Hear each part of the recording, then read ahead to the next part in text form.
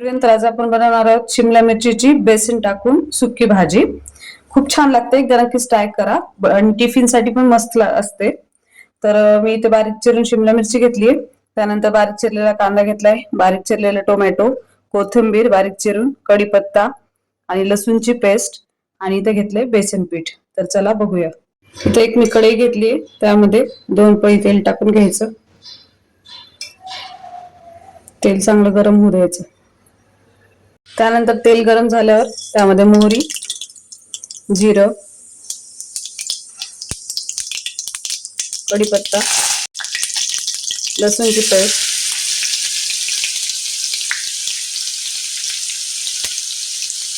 त्यानंतर बारीक चिरलेला कांदा,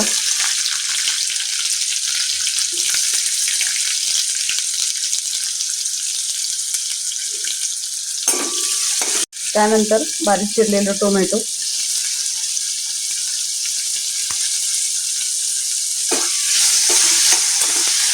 त्यानंतर त्यामध्ये अर्धा चमचा हळद,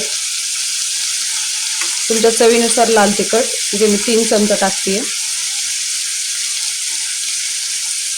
आणि घरगुती मसाला किंवा किचन किंग मसाला पण तुम्ही टाकू शकता.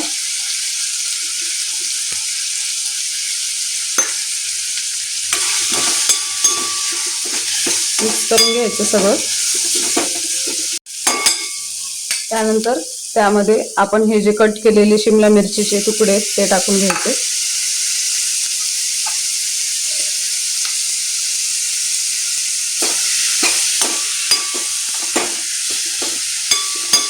त्यानंतर त्यामध्ये चवीनुसार मीठ. त्याला छान शिजू द्यायचं, वाफू द्यायचं. त्यानंतर त्यामध्ये आपण हे जे बेसन आहे ते टाकून घ्यायचं थोडं.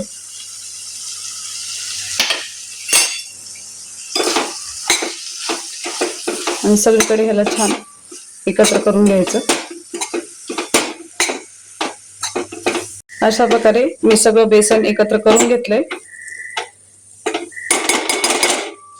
त्यानंतर यामध्ये थोडंसं पाण्याचा पाणी टाकायचं थोडंसं, आणि याला झाकून ठेवूया. अशा प्रकारे याला 5 मिनिट कमी फ्लेमवर झाकून ठेवूया. 5 मिनिटानंतर तुम्ही बघू शकता किती छान प्रकारे आपली ही शिमला मिरचीची भाजी रेडी झाली आहे. जर तुम्हाला आवडली असेल तर एकदा नक्कीच ट्राय करा आणि कमेंटमध्ये सांगा की कशी झाली आहे. थँक्यू.